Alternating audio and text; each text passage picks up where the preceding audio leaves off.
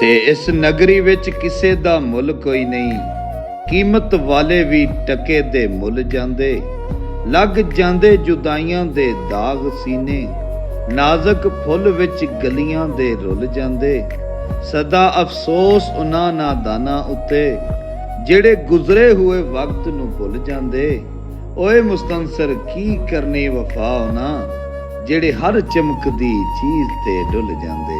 ਤੇ ਉਹਦੀ ਲਾਪਰਵਾਹੀ ਮੈਨੂੰ ਅੰਦਰੋਂ ਖਾ ਗਈ, ਨਾਲੇ ਦਿਲ ਦੀ ਉਹ ਤਸਕੀਨ ਨਾ ਰਹੀ।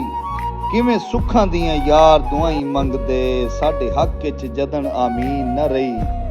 ਉਹ ਯਕਦਮ ਮੀਸਮ ਬਦਲ ਗਿਆ, ਉਹਦੀ ਸੂਰਤ ਉਹ ਮਸਕੀਨ ਨਾ ਰਹੀ। ਉਸ ਆਖਿਆ ਤੂੰ ਮੇਰਾ ਕੁਝ ਨੂੰ ਲੱਗਦਾ, ਮੇਰੇ ਪੈਰਾਂ ਹੇਠ ਜ਼ਮੀਨ ਨਾ ਰਹੀ।